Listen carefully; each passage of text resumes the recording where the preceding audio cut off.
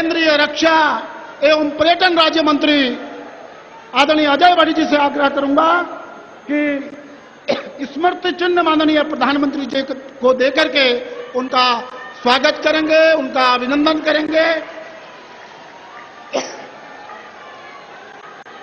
भारत माता की। अब मैं माननीय प्रधानमंत्री जी के स्वागत संबोधन हेतु प्रदेश के लोकप्रिय मुख्यमंत्री आदरणीय श्री पुष्कर सिंह धामी जी से आग्रह करूंगा, कृपया मंच पर आकर के अपना उद्बोधन करेंगे। आदरणीय श्री पुष्कर सिंह धामी जी।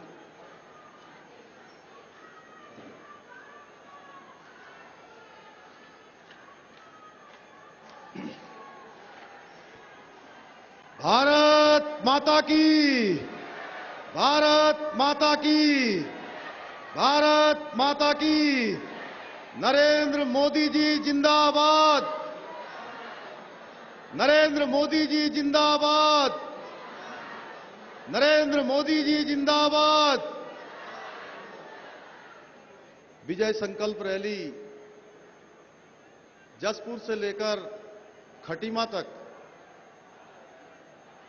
के सभी आए हुए भाई बहनों के बीच में आज हम सब लोग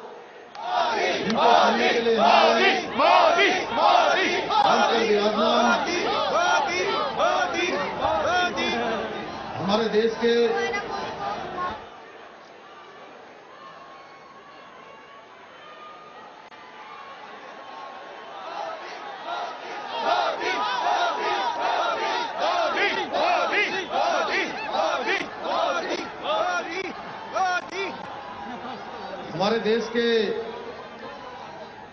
यशस्वी प्रधानमंत्री और विश्व के सर्वाधिक लोकप्रिय नेता आदरणीय नरेंद्र मोदी जी मंच पर विराजमान नैनीताल उधम सिंह नगर लोकसभा क्षेत्र के लोकप्रिय सांसद और भारत सरकार के रक्षा राज्य मंत्री आदरणीय अजय भट्ट जी, मंच पर विराजमान उत्तराखंड सरकार के पूर्व मुख्यमंत्री आदरणीय विजय बहुगुणा जी, उत्तराखंड सरकार के मंत्री और गदरपुर विधानसभा के प्रत्याशी आदरणीय अरविंद पांडे जी, हमारे किच्छा विधानसभा के प्रत्याशी और लोकप्रिय विधायक आदरणीय राजेश शुक्ला जी, नानकमता विधानसभा क्षेत्र के लोकप्रिय विधायक और प्रत्याशी आदरणीय डॉक्टर प्रेम सिंह राणा जी, सितारगंज के लोकप्रिय विधायक और भारतीय जनता पार्टी के प्रत्याशी भाई सौरभ बहुगुणा जी, मंच पर उपस्थित रुद्रपुर विधानसभा के हमारे यहां के प्रत्याशी आदरणीय शिव अरोड़ा जी, जसपुर क्षेत्र के पूर्व विधायक और वर्तमान में वहां के प्रत्याशी आदरणीय शैलेंद्र मोहन सिंघल जी, काशीपुर क्षेत्र के हमारे प्रत्याशी आदरणीय त्रिलोक सिंह चीमा जी एवं मंच पर विराजमान भारतीय जनता पार्टी के वरिष्ठ नेता पूर्व सांसद आदरणीय बलराज पासी जी, सभी पदाधिकारीगण और दूर दूर से आए हुए इतनी बड़ी संख्या में मेरे सभी आए हुए भाइयों एवं बहनों, पत्रकार मित्रों, छायाकार बंधुओं, माननीय प्रधानमंत्री जी आज हमारे बीच में है। मैं आप सबकी तरफ से, जो उत्तराखंड का हमारा ये औद्योगिक नगर है और सच कहूं तो ये हमारा पूरा उधम सिंह नगर एक लघु भारत जिसमें दिखता है, लघु भारत की आत्मा जहां निवास करती है, आपके रुद्रपुर पधारने पर मैं आप सबकी तरफ से, देवभूमि उत्तराखंड की जनता की तरफ से आपका हार्दिक स्वागत एवं अभिनंदन करता हूं।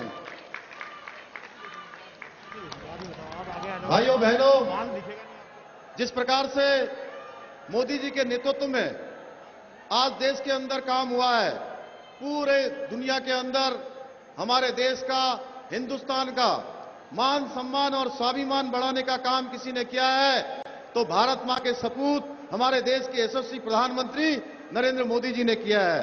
भाइयों बहनों, आप सबको याद होगा कोरोना महामारी के दौरान अगर ये महामारी किसी और कालखंड में आई होती, जब देश के प्रधानमंत्री के रूप में मोदी जी की जगह अन्य कोई और होता, तो ये वैक्सीन जो हमको 6 महीने के अंदर मिल पाई, ये वैक्सीन मिलने में 15-20 साल लग जाते। भाइयों बहनों, और मोदी जी ने देश की करोड़ों करोड़ लोगों की रक्षा के लिए रात दिन प्रयास करने के बाद हमको वैक्सीन मिल पाई, हमको सुरक्षा का कवच मिल पाया। और ये वैक्सीन जिसकी कीमत 1750 रुपए होती है, एक बार मुफ्त में लगाने का काम हुआ, दोबारा दूसरी डोज भी मुफ्त में लगाने का काम हुआ और तीसरी डोज भी बूस्टर डोज के रूप में अब मुफ्त में लगाने का काम हो रहा है। भाइयों बहनों, देश की 80 करोड़ जनता को कोई भूखा न रहे, बिना भोजन के न रहे, किसी को खाली पेट न सोना पड़े। माननीय प्रधानमंत्री जी ने गरीब कल्याण अन्न योजना चलाई। भाइयों बहनों, हमारे उत्तराखंड के भी 60 लाख लोगों को सीधे सीधे इस योजना का लाभ मिला है, सीधे सीधे उनके घरों में अन्न पहुंचा है। ऐसे अनेकों कार्य मैं आपको धन्यवाद करना चाहता हूं उधम सिंह नगर की जनता की तरफ से कि आपने यहीं बगल में हमारे किच्छा क्षेत्र में एम्स का दूसरा सैटेलाइट सेंटर भी दिया है। भाइयों बहनों, जिसके लिए हमको दिल्ली जाना पड़ता था, अब हमको उसकी सुविधा यहीं पर मिलने वाली है। आपसे हमने अनुरोध किया था कि टनकपुर से बागेश्वर रेल लाइन, जिसकी मांग कई दशकों से चल रही थी और पता नहीं न जाने कितने लोग इस मांग को करते करते हमारे बीच में से भी चले गए, किसी ने कभी सुनवाई नहीं करी। इस सुनवाई को भी करने का काम किसी ने किया है तो हमारे देश के यशस्वी प्रधानमंत्री आदरणीय नरेंद्र मोदी जी ने किया है। भाइयों बहनों, अनेकों कार्य हैं, मैं अगर इनको गिनाऊंगा, आयुष्मान भारत योजना का लाभ कितना लोगों को मिला है हम अच्छी तरह से सब लोग जानते हैं। 5 लाख रुपए का सुरक्षा कवच हर किसी को देने का काम किया है। जितने कोरोना महामारी में सारे के सारे अस्पतालों में आज अवस्थापना सुविधाएं, चाहे ऑक्सीजन प्लांट हो, ऑक्सीजन के सिलेंडर हो, कंसेंट्रेटर हो, बुनियादी सुविधाएं हो, उत्तराखंड के हर अस्पताल में आपके आशीर्वाद के कारण से हर अस्पतालों में सुविधा हुई है। भाइयों बहनों, आपके द्वारा अनेकों कार्य हुए हैं। 2014 के बाद आप यही खटीमा से जब हम रुद्रपुर आते थे, रुद्रपुर से रामपुर जाते थे, रुद्रपुर से काशीपुर जाते थे या काशीपुर से हम दिल्ली जाते थे, तो आपने किस तरह की सड़कें होती थी और आज किस तरह की सड़कें हो गई है। भाइयों बहनों, अनेकों कार्य माननीय प्रधानमंत्री जी के नेतृत्व में हुआ है। आप सबके आशीर्वाद से मैं भी आप सबके जनपद का निवास करने वाला एक कार्यकर्ता हूं। आपके आशीर्वाद से मुझे मुख्य सचिव के रूप में काम करने का अवसर मिला। 6 माह के कालखंड में हम लोगों ने हर क्षेत्र में हर किसी के लिए, चाहे हमारे बंगाली भाइयों का मामला हो, चाहे यहां पर रुद्रपुर में बसने वाली नजूल की भूमि की समस्या का हल हो या हमारे मलिन बस्तियों का एक्ट लाने का मामला हो, सारे के सारे मामले भाइयों बहनों आप सबके आशीर्वाद से समाधान की ओर गए हैं। मैं आपसे कहना चाहता हूं, हमने आप सबके आशीर्वाद से, माननीय प्रधानमंत्री जी के आशीर्वाद से कुछ संकल्प लिए हैं। भाई बहनों, हमने ये संकल्प केवल घोषणा पत्र के रूप में नहीं, हम राज्य के अब नई सरकार में आप सबके आशीर्वाद से जो सरकार बनेगी, सभी गरीब घरों में 1 वर्ष के लिए 3 एलपीजी के सिलेंडर निःशुल्क में देने का काम हमारी सरकार करेगी। भाइयों बहनों, उत्तराखंड की गर्भवती बहनों के लिए 40,000 रुपए अनुदान का देने का काम भी सरकार करेगी। हमारे जो सभी वरिष्ठ नागरिक हैं उनके लिए जो आज हम 1500 रुपया वृद्धावस्था पेंशन देते हैं, इसको क्रमवार रूप से 3600 रुपए हमारी सरकार करेगी। सफाई कर्मचारियों और उनके आश्रितों द्वारा 1 लाख रुपए से तर्ज पर 1 लाख रुपए तक के कर्ज को माफ किया जाएगा। लव जिहाद के कानून में संशोधन कर उसको और कठोर बनाने का काम हमारी सरकार करेगी और दोषियों को 10 साल तक का भी कारावास देगी। भाइयों बहनों, हम उत्तराखंड के युवाओं के लिए 50,000 सरकारी नौकरी देंगे और इनमें से 24,000 नौकरी सत्ता में लौटते ही उपलब्ध कराई जाएगी। भाइयों बहनों, आज मैं एक संकल्प और लेना चाहता हूं। आज मैं आपके सामने एक संकल्प लेना चाहता हूं कि हम उत्तराखंड के लिए, चूंकि उत्तराखंड देवभूमि है, उत्तराखंड हमारा 2 विदेशी सीमाओं से लगा हुआ प्रदेश है। इस प्रदेश के अंदर हम यूनिफॉर्म सिविल कोड यहां पर लागू करेंगे। भाइयों बहनों, इसके लिए नई भाजपा सरकार के गठन होते ही उसके शपथ ग्रहण के बाद हम प्रबुद्ध नागरिकों के साथ, विधि विशेषज्ञों के साथ, शिक्षाविदों के साथ, जिन्होंने विभिन्न क्षेत्रों में विशिष्टताएं प्राप्त की हैं, उन सब का सहयोग लेकर एक ड्राफ्ट करेंगे, एक ड्राफ्ट तैयार करेंगे और नई सरकार के आते ही वो ड्राफ्ट भाइयों बहनों उत्तराखंड के अंदर लागू होगा, जैसे गोवा में लागू है, जिसके लिए माननीय उच्च न्यायालय ने भी समय समय पर सरकारों को लगातार चेताने का और लगातार नाराजगी व्यक्त करने का काम किया है। उत्तराखंड देवभूमि है, ये वीर भूमि है, ये सैनिकों की भूमि है, इस भूमि से, ये किसानों की भूमि है। हम इस भूमि से इस कानून को लागू करेंगे। भाइयों बहनों, मैं आप सबके समक्ष कहना चाहता हूं, आज तुष्टीकरण की राजनीति हो रही है, जहां आज मोदी जी के नेतृत्व में पूरे हिंदुस्तान के अंदर हर वर्ग के लिए काम हो रहा है, हर क्षेत्र के लिए काम हो रहा है। आप अस्पताल खोल रहे हैं, स्कूल खोल रहे हैं, बड़े बड़े हाईवे बना रहे हैं, बड़े बड़े रेलवे बना रहे हैं, हवाई अड्डे बना रहे हैं, गरीबों को राशन उपलब्ध करवा रहे हैं। इसमें किसी जाति धर्म का कोई भी जो है स्थान नहीं है। आपका मंत्र है सबका साथ, सबका विकास, सबका विश्वास और सबका प्रयास। इसको लेकर आप आगे बढ़ रहे हैं। हम भी आपके नेतृत्व में, आपके निर्देशन में, आप सबकी सेवा के लिए रात दिन जितना हमारे में प्राण है, जितनी हमारे में शक्ति है, लगातार काम करने का काम कर रहे हैं। और हम किसी को इस आधार पर काम नहीं कर रहे हैं कौन किस धर्म का है, कौन किस वर्ग का है। भाइयों बहनों, वहीं दूसरी तरफ आज कांग्रेस पार्टी उत्तराखंड के अंदर क्या कर रही है। एक तरफ जहां इस प्रकार के सार्वजनिक काम हो रहे हैं, सब वर्गों के लिए काम हो रहे हैं, वहीं कांग्रेस पार्टी जो 1947 के बाद लगातार इस देश के अंदर एक ही काम करती रही है, वो काम करती रही है तुष्टीकरण को बढ़ाना और केवल वोटों की सौदेबाजी करना। और आज भी एक वोट बैंक को साधने के लिए, एक वर्ग विशेष का वोट लेने के लिए भाइयों बहनों तुष्टीकरण का फिर से जाल बिछाना शुरू कर दिया है। जहां उत्तराखंड देवभूमि में मोदी जी के नेतृत्व में केदार बाबा को सजाया जा रहा है, बद्रीनाथ धाम का पुनर्निर्माण हो रहा है, मानस खंड बनाया जा रहा है, यहां पर अस्पताल बनाए जा रहे हैं, स्कूल बनाए जा रहे हैं। और आप कहते हैं कि उत्तराखंड के अंदर हम सरकार में आएंगे तो मुस्लिम यूनिवर्सिटी बनाएंगे। भाइयों बहनों, आपको इसका प्रतिकार करना है और ये प्रतिकार आपके वोट के रूप में होगा। मैं आप सबसे निवेदन करना चाहता हूं, कांग्रेस के पास न नेता है, न नीति है, न कोई विकास की नीयत है। कांग्रेस उत्तराखंड की संस्कृति के साथ खिलवाड़ करने का वो जैसे कि निश्चय कर बैठी है। भाइयों बहनों, उत्तराखंडियत की बात करने वाले, उत्तराखंड बनाने का विरोध जिन्होंने किया था, आज कहते हैं उत्तराखंडियत है। मैं आपसे कहना चाहता हूं, चूंकि हम सब लोग माननीय प्रधानमंत्री जी को सुनने के लिए आए हैं, भाइयों बहनों, मैं आपका समय नहीं लूंगा। मैं एक बात कहते हुए कि अब एक दिन के बाद, कल के बाद 14 फरवरी आ जाएगी और 14 फरवरी के दिन आपका एक एक वोट उत्तराखंड को आगे बढ़ाने वाला होगा। आपका एक एक वोट पूरे उधम सिंह नगर और पूरे उत्तराखंड के विकास के लिए होगा। आपका एक एक वोट माननीय प्रधानमंत्री मोदी जी को और ज्यादा काम करने के लिए शक्ति प्रदान करेगा। भाइयों बहनों, प्रातःकाल से ही आप सब लोगों ने अपने नातेदारों को, अपने रिश्तेदारों को, जानने वालों को, पहचानने वालों को आपने सबसे कहना है प्रातःकाल से कमल का बटन दबाना है। भाइयों बहनों, और सवेरे से लेकर शाम तक इतनी बार कमल का बटन दबाना है कि बटन दबाते दबाते दबाते दबाते वो बटन ही अंदर चला जाए। और जब 10 मार्च को रिजल्ट निकले, ये जितने भी सारे काम हैं, ये सारे काम तभी संपन्न होंगे जब भाइयों बहनों लक्ष्मी जी आएंगी।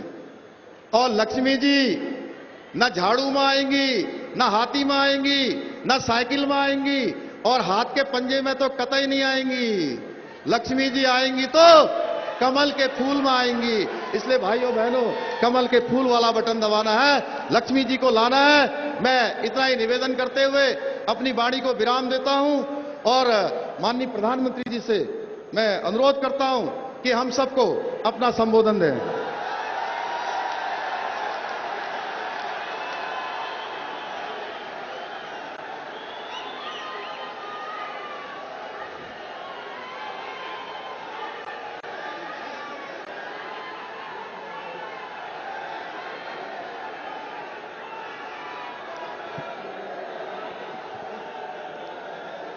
भारत माता की, भारत माता की जय। मां नैना देवी। मैं मानस खंड की पवित्र भूमि से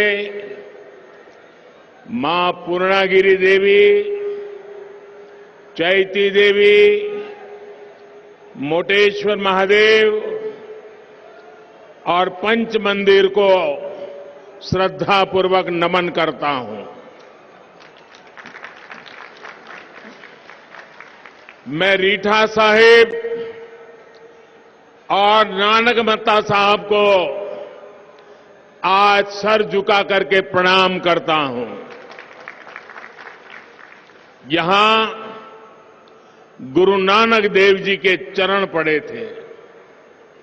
उनके चरणों से ये धरती पवित्र हुई है। मैं वीर उधम सिंह जी को भी नमन करता हूं, जिनके नाम पर उधम सिंह नगर जिला बसा है।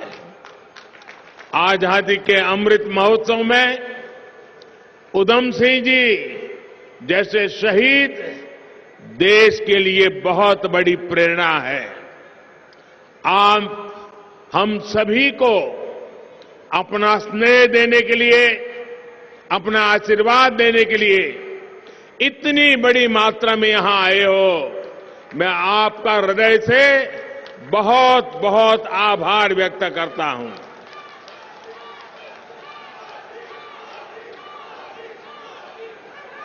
मैं देवभूमि के आप सब लोगों को कोटि कोटि अभिनंदन करता हूं।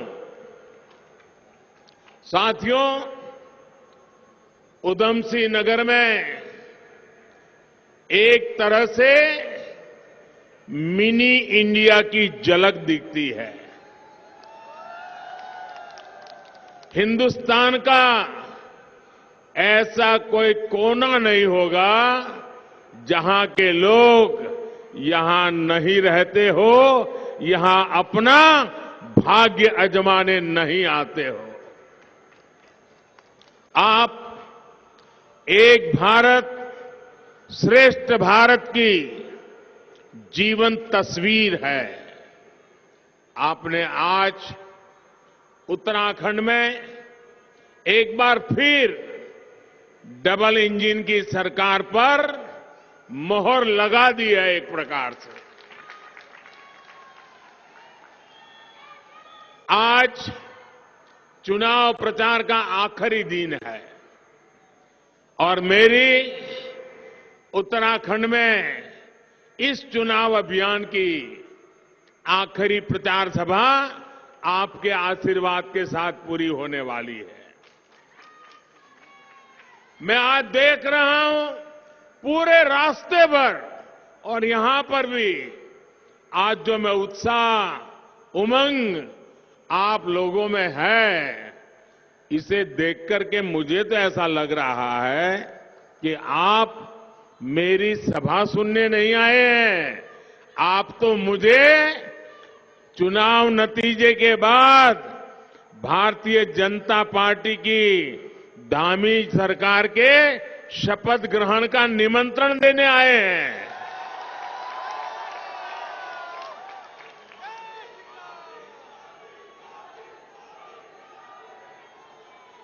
14 फरवरी को आपको पूरे उत्तराखंड को घर से जरूर निकलना है, कमल के निशान पर बटन दबाना है।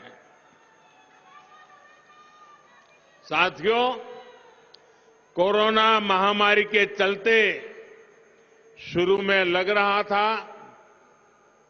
कि इस बार इस तरह से रैली करना संभव होगा कि नहीं होगा, लेकिन देश की ताकत, उत्तराखंड के लोगों की ताकत ने आज इस रैली को सच करके दिखाया है। ये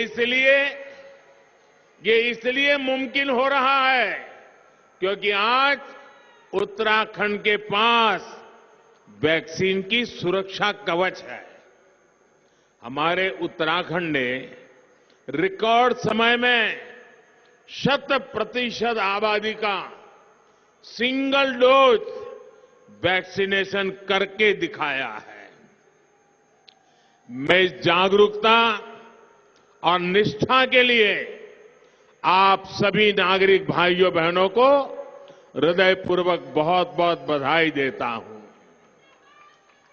मैं आपके युवा मुख्यमंत्री श्रीमान धामी जी को, उनकी पूरी सरकार की टीम को भी बधाई देता हूं कि उन्होंने वैक्सीनेशन का काम गांव-गांव, घर-घर पहुंचाया, कठिन से कठिन परिस्थिति में भी पहुंचाया।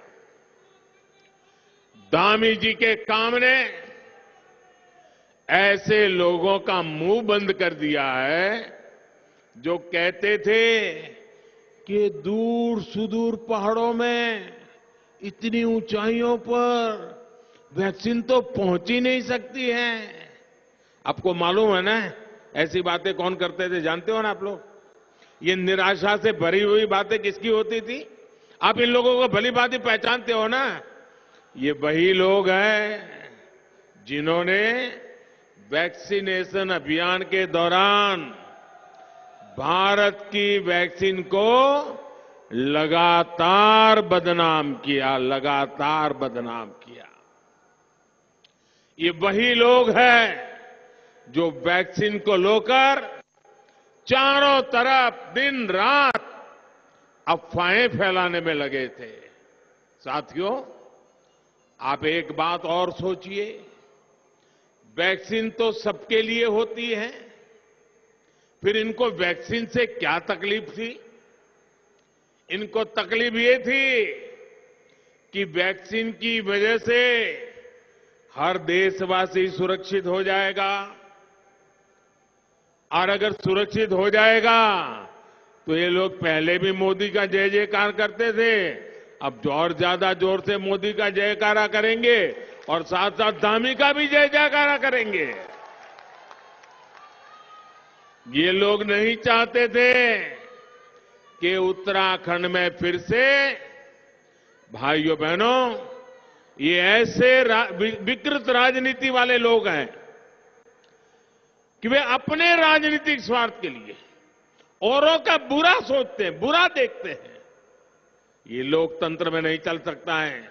भाइयों बहनों, वो तो नहीं चाहते थे वैक्सीन लग जाएगी तो फिर बद्रीनाथ, केदारनाथ, मसूरी, नैनीताल यात्री आना शुरू हो जाएंगे, टूरिस्ट शुरू हो जाएंगे, तो फिर उनकी राजनीति की खिचड़ी कैसे पकेगी? और इसलिए वो लोगों को वैक्सीन के लिए गुमराह करते थे। ये नहीं चाहते थे कि वैक्सीन का कवच पाने के बाद रोजगार और उद्योग धंधे फिर से चल पड़े। आप उधम सिंह नगर के लोग तो अच्छी तरह समझते हैं कि इन्होंने कितना खतरनाक खेल खेला, और इसके पीछे की सबसे बड़ी वजह जानते हैं क्या थी? ये सोचते थे कि सब कुछ पटरी पर आ जाएगा तो ये मोदी को गाली कैसे देंगे, फिर ये भारत को बदनाम कैसे करेंगे।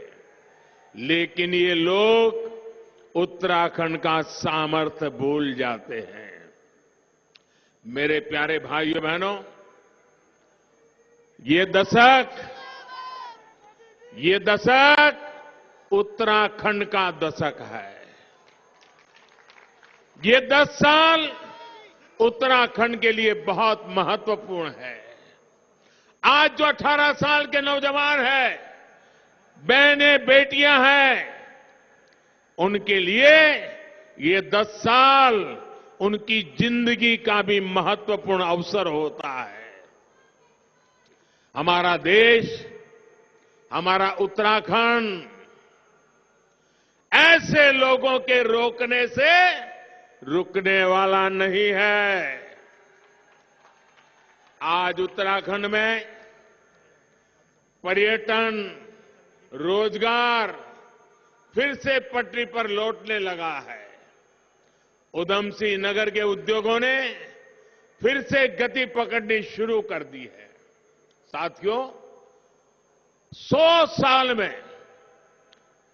साल में ऐसी महामारी दुनिया ने नहीं देखी है। पूरी मानव जात 2 साल से इस महामारी ने उसको अपनी चपेट में लिया हुआ है। भाइयों बहनों, भारत में हमारी सरकार ने लगातार प्रयास किया कि कोरोना की वजह से तबाही कम से कम हो। हमारे जो छोटे उद्यमी हैं, जो एमएसएमई सेक्टर है, उसे विशेष तौर पर इस संकट के समय में 2.5 लाख करोड़ रुपए की मदद की गई। 2.5 लाख करोड़ रुपए। एक रिपोर्ट में सामने आया है कि भारत सरकार की इस योजना के कारण एमएसएमईज को समय पर मदद मिलने के कारण लाखों एमएसएमई इस कोरोना के कारण बंद होने की कगार पर थे। ये लाखों एमएसएमई बच गए और लाखों लोगों का रोजगार भी सुरक्षित हो गया। हमारी सरकार ने जो एमएसएमई की परिभाषा बदली है, उसका भी लाभ यहां के छोटे उद्यमियों को हुआ है। साथियों, कोरोना के इस काल में डबल इंजन की सरकार ने उत्तराखंड में विकास को भी रफ्तार दी है और गरीबों की भी चिंता की है।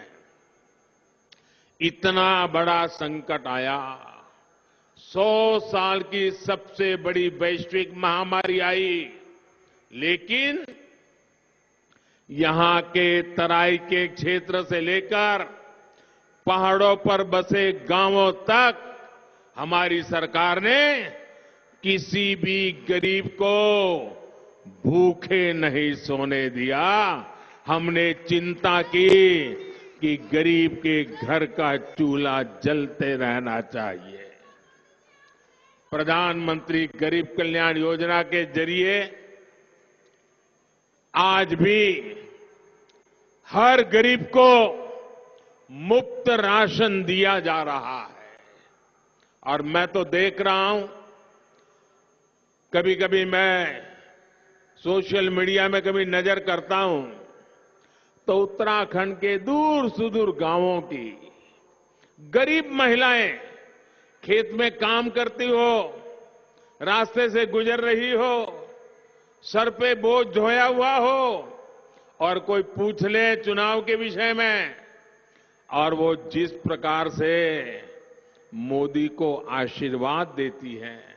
मैंने अभी तो एक मां की वीडियो देखी, वो वीडियो मेरे दिल को छू गई।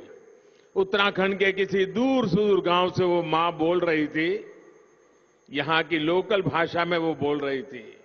उसने कहा कि हमने हमारे बच्चों को 9 महीना हमारे पेट में पाला, बड़े होकर वो अपने अपने में खो गए, लेकिन ये मोदी है जो हमें हमारी चिंता करता है। हमारा बेटा सच्चा अगर कोई है, वो मां कह रही है कि अगर मेरा कोई सच्चा बेटा है तो वो मोदी है।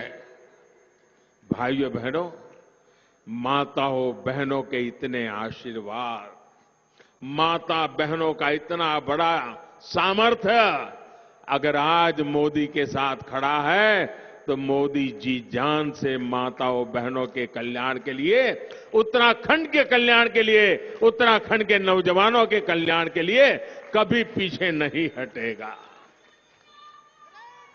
भाइयों बहनों, कोरोना के कारण पर्यटन प्रभावित होने की वजह से जिन लोगों पर असर पड़ा था, उनके लिए भी धामी जी की सरकार ने आर्थिक सहायता भी जारी की। आज गरीब मजदूर ये कह रहा है, महिलाएं कह रही है, अगर कांग्रेस के शासनकाल में ऐसी महामारी आती तो न जाने क्या होता। मैं भी आपसे पूछता हूं, ये मुफ्त राशन क्या पहले की सरकार होती तो ये मुफ्त राशन आप तक पहुंचता क्या? पहुंचता क्या? पहुंचता क्या? कहीं और बिक जाता कि नहीं बिक जाता? घोटाला करते कि नहीं करते हैं? उत्तराखंड की बहनों को जो मुफ्त सिलेंडर मिले, आप कल्पना कर सकते हैं आजादी के इतने साल के बाद भी क्या वो रहते तो आपको ये पहुंचता क्या? उत्तराखंड की लाखों बहनों के बैंक खाते में जो रुपये भेजे गए, क्या ये कांग्रेस के लोग होते तो बैंक के खाते खुलते क्या? ये खातों में पैसे आते क्या? ये पैसे आपके काम आते क्या? भाइयों बहनों, सरकार के खजाने से निकल जाता, आप तक नहीं पहुंचता, कहीं बाहर चला जाता।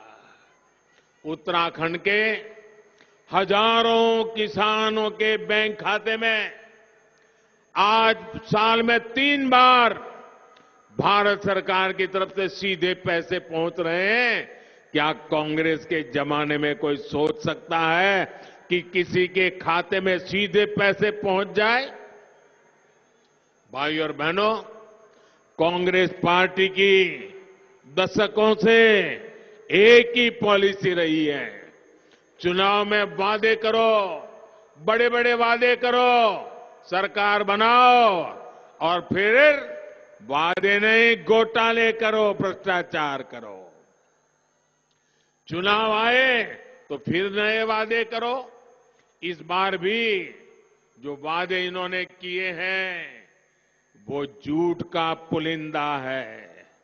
ये गरीबी हटाने का झूठ बोलते हैं। 40 साल से गरीबी हटाओ कहते रहे हैं, गरीबों को गरीबी में और नीचे धकेलने के लिए करते रहते हैं। लेकिन सच्चाई ये है कि वो गरीबी नहीं, गरीबों को ही हटाने में लगे रहते हैं।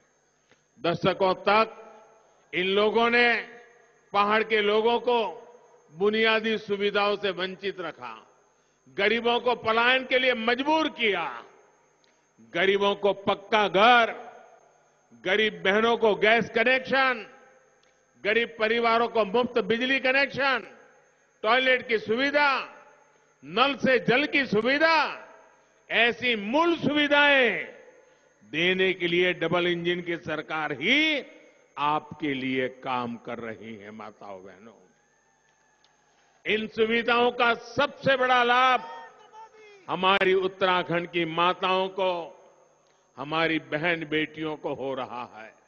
साथियों, उत्तराखंड के विकास के लिए हम कोई कोर कसर बाकी नहीं छोड़ रहे हैं। धामी जी की सरकार ने यहां नई सड़कों का रिकॉर्ड बनाया है। 4 धाम प्रोजेक्ट के तहत ऑल वेदर रोड का काम भी पूरा होने वाला है। इसका लाभ पर्यटन और उद्योग दोनों ही क्षेत्र को मिलेगा। केदारखंड की तर्ज पर ही कुमाऊं क्षेत्र के लिए मानस खंड का विकास करने का संकल्प धामी सरकार ने लिया है। टनकपुर बागेश्वर रेल लाइन, इसके जरिए उन इलाकों में भी रेल पहुंचने जा रही है, वहां पहले लोग शायद इसके विषय में सोच भी नहीं सकते थे। कांग्रेस की सरकारों ने दशकों तक इस परियोजना को लटकाए रखा था। हल्द्वानी, काठगोदाम और लाल कुआं में 2300 करोड़ रुपए की लागत से बाईपास भी बनाया जा रहा है, ताकि यहां के नागरिकों को गति भी मिले और बाकियों को सुविधा भी मिले। रामपुर से रुद्रपुर के बीच 4 लेन सड़क का भी काम जल्दी ही पूरा होने वाला है। इस क्षेत्र को हरिद्वार और देहरादून से जोड़ने के लिए नगीना हरिद्वार और नगीना काशीपुर के बीच 4 लेन हाईवे भी बन रहे हैं। यहां पंतनगर एयरपोर्ट को भी ग्रीनफील्ड एयरपोर्ट के रूप में विकसित करने की योजना है। यही फर्क है हमारी और उनकी सोच में। उनकी सरकार ने उत्तराखंड को सड़कों से वंचित रखा। वो कहते थे पहाड़ी राज्य में आधुनिक हाईवे कैसे बनेंगे। हम यहां हाईवे भी बना रहे हैं, रेलवे से भी जोड़ रहे हैं और एयरपोर्ट का भी विकास कर रहे हैं। इस बार के बजट में पर्वतमाला परियोजना की घोषणा भी की गई है। जहां सड़क चाहिए वहां सड़क बनेगी, जहां सड़क नहीं बन सकती वहां रोपवे बनेंगे। उत्तराखंड के बहनों भाइयों को हम हर हाल में हर जरूरी सुविधा पहुंचाएंगे। साथियों, उत्तराखंड में फूलों की खेती भी इसकी अपार संभावना है। वैली ऑफ फ्लावर दुनिया भर के लोगों को आकर्षित कर रही है और अब हम वहां गुरुद्वारा तक जाने के लिए रोपवे बनाने की दिशा में हम आज काम कर रहे हैं। भाइयों बहनों, जो पहाड़ के किसान हैं उनके लिए भी ये फूलों की खेती के साथ अनेक अवसर जड़े हुए हैं। भारत का शहद, मधु, हनी अब विदेशी बाजारों में भी आसानी से पहुंच रहा है। इसलिए मधुमक्खी पालन, शहद, हनी का उत्पादन में कमाई का नया जरिया किसानों के लिए उपलब्ध हो रहा है। बी वैक्स की भी बहुत मांग है। मधुमक्खी पालन को बढ़ावा देने के लिए केंद्र सरकार 500 करोड़ रुपए की लागत से राष्ट्रीय मधुमक्खी पालन और शहद मिशन भी चला रहा है। इसका भी लाभ ये उत्तराखंड के, ये हिमालय की पहचान वाले इलाकों के लोगों को इसका विशेष लाभ मिलने वाला है। और देखना, देखते ही देखते दुनिया में इसकी एक नई पहचान बनने वाली है। देहरादून के सेलाकुई में सुगंध पौधों का एक केंद्र की शुरुआत भी की गई है। इसी प्रयास को आगे बढ़ाते हुए सिडकुल द्वारा काशीपुर में एरोमा पार्क विकसित किया जा रहा है। ये एरोमा पार्क भी यहां के लोगों के, यहां के नौजवानों के लिए नए उद्योग का क्षेत्र बनने वाला है। सितारगंज के सिडकुल में 40 एकड़ में प्लास्टिक औद्योगिक पार्क भी स्थापित किया जा रहा है। साथियों, ये आपके बीच आकर झूठ का चौगा लगा रहे हैं, लेकिन इसकी सच्चाई यही है कि उत्तराखंड में घोटाले के चौके छक्के लगाते रहे, ऐसा ही उनका चरित्र है। ये तो वो लोग हैं जिन्होंने खनन माफियाओं के साथ मिलकर मां गंगा को भी इन्होंने नहर घोषित कर दिया था। ये लोग मां गंगा को भी लूटने में लगे हुए थे और यही उनमें और हमारे में फर्क है। हम मां गंगा की स्वच्छता के लिए काम करते हैं, ये गंगा पर भी हाथ चालाकी करके वहां की रेत में से खनन करके रुपयों की चोरी करने में लगे रहते हैं। उधम सिंह नगर जिले में नदियों में प्रदूषण को रोकने के लिए 17 नालों को बंद करने का काम भी किया जा रहा है। इन नालों के पानी को साफ करने के लिए करोड़ों की लागत से सीवेज ट्रीटमेंट प्लांट भी बनाए जा रहे हैं। भाइयों बहनों, भाजपा और उत्तराखंड के बीच का रिश्ता ये हमारी विरासत है। अटल जी ने उत्तराखंड बनाया और उनके प्रयासों से उधम सिंह नगर और इस इलाके में नए उद्योग आए। हम आधुनिक इंफ्रास्ट्रक्चर के नेटवर्क से उन उद्योगों की ताकत और आगे बढ़ा रहे हैं। अटल जी ने ऋषिकेश के लिए एम्स दिया था, हमने उधमसिंह नगर में एम्स का सैटेलाइट सेंटर खोलकर सेवा का विस्तार किया है। भाइयों, इस क्षेत्र के लोगों को इलाज के लिए दूर जाना पड़ता था, अब यहीं बेहतर इलाज होगा, उसकी हर सुविधा मिलेगी। हम उत्तराखंड में 4 और मेडिकल कॉलेज भी खोल रहे हैं। 5 नए डिग्री कॉलेज का काम भी प्रगति पर है। साथियों, ये मेडिकल कॉलेज बनने के कारण, ये अन्य डिग्री कॉलेज बनने के कारण गरीब का बेटा भी पढ़ लिख करके डॉक्टर बनना चाहता है तो उसको अपने ही राज्य में डॉक्टर बनने की सुविधा बनेगी। इतना ही नहीं, हमने तो ये भी कहा है कि मेडिकल इंजीनियरिंग लोगों को उनकी भाषा में पढ़ाना चाहिए, ताकि अंग्रेजी के अभाव में वो बच्चा, गरीब का बेटा बेटी डॉक्टर बनने से रुक न जाए। ये काम हम कर रहे हैं। विकास के कामों को लेकर कुछ लोग भाजपा की डबल इंजन सरकार का मुकाबला नहीं कर पा रहे हैं। ये लोग अपने समय की लूट खसोट और भ्रष्टाचार पर जवाब नहीं दे पा रहे हैं। अचानक उन्हें उत्तराखंड की संस्कृति भी याद आने लगी है। जिन लोगों को देश की विरासत कभी समझ नहीं आई, जिन लोगों ने कभी मां भारती की रक्षा के लिए मरने मिटने वालों का सम्मान नहीं किया, वो आज संस्कृति की बातें कर रहे हैं। अरे इतने सालों तक राज किया, मेरे इस क्षेत्र में लाखों बंगाली परिवार रहते हैं। बंगाली परिवारों ने जिंदगी अपनी यहां लगा दी है। लेकिन देखिए, हिंदुस्तान के लोग भी ये सुनकर के हैरान हो जाएंगे। आजादी के बाद से लेकर के हमारे बंगाली भाई बहन यहां रहते हैं, लेकिन उनके पहचान पत्र में एक लिखा हुआ रहता था, पूर्वी पाकिस्तान, पूर्वी पाकिस्तान।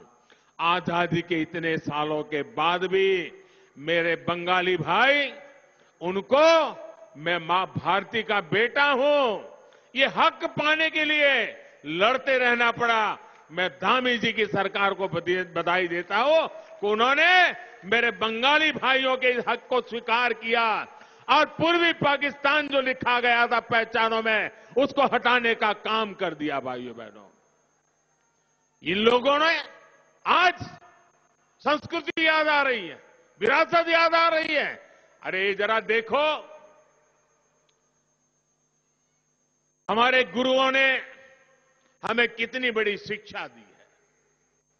गुरु गोविंद सिंह जी ने आदर्शों के लिए, मूल्यों के लिए कितना बड़ा बलिदान दिया। वीर साहिबजादों का बलिदान हिंदुस्तान के बच्चों बच्चों को आने वाली सदियों तक प्रेरणा देने की ताकत रखता है, लेकिन उसे भी भुला दिया गया। उन्हें वीर साहिबजादों का बलिदान भी कभी नजर नहीं आया। ये भाजपा की ही सरकार है जिसने 26 दिसंबर को वीर बाल दिवस घोषित किया है। मैं इन लोगों से पूछना चाहता हूं, क्या तुष्टीकरण के लिए यूनिवर्सिटी की स्थापना देवभूमि की संस्कृति को ताकत देने वाली है? क्या मां गंगा का अपमान, देवभूमि की संस्कृति का अपमान, क्या आप लोग सहन करेंगे? ये अपमान सहन करेंगे? आप देखिए, इसी धरती के संतान, और यहां तो कोई घर ऐसा नहीं है जहां का कोई न कोई परिवारजन फौज के अंदर देश के लिए मर मिटने के लिए तैयार न हो।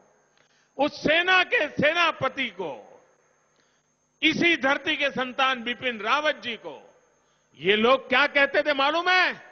वे उनको सड़क का गुंडा बोल दिए थे। सेना के जवान का ये अपमान, ये सिर्फ बिपिन रावत का अपमान नहीं है। सेना के यूनिफॉर्म को अगर आप सड़क का गुंडा कहते हो, मेरे उत्तराखंड का एक एक नौजवान जो सेना में है, उन हर एक दिल को चोट पहुंचाते हो, उनके परिवारजनों के दिल को चोट पहुंचाते हो। जो लोग उत्तराखंड की पहचान को ही खत्म करने के लिए साजिश कर रहे हैं, वो लोग उत्तराखंड की संस्कृति की सबसे बड़ा खतरा है। बहुत पुरानी कहावत है भाइयों, मुंह में राम बगल में छुरी, और ये तो लोग ऐसे हैं कि उनके मुंह में के भी राम तो निकलता ही नहीं है, लेकिन उत्तराखंड को नुकसान पहुंचाने के लिए वो कोई कसर बाकी नहीं छोड़ेंगे।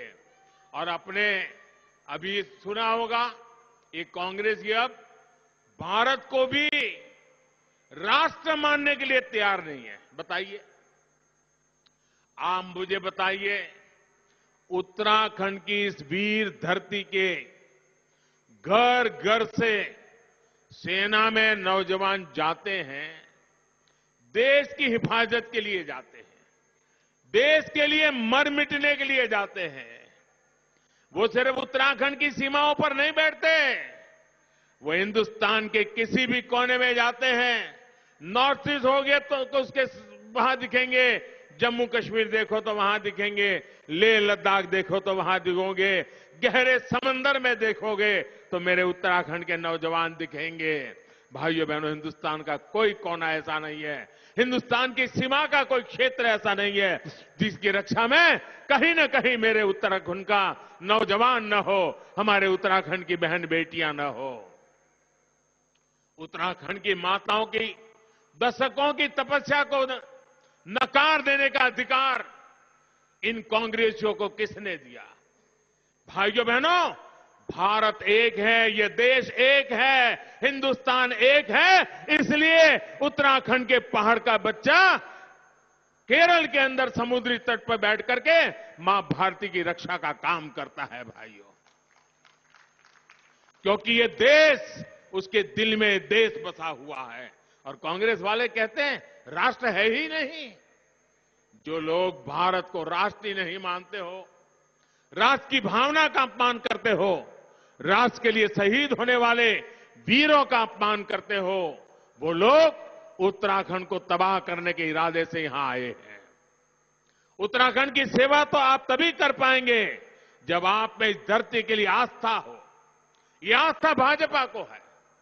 ये धरती हमारे ऋषि मुनियों की धरती है। हमने अपने दृष्टि पत्र में कहा है कि भाजपा सरकार देवभूमि उत्तराखंड के देवत्व की रक्षा करेगी। मैं उत्तराखंड के हर विरोधी को डंके की चोट पर कह रहा हूं, उत्तराखंड के देवत्व के साथ हम कोई खिलवाड़ नहीं होने देंगे।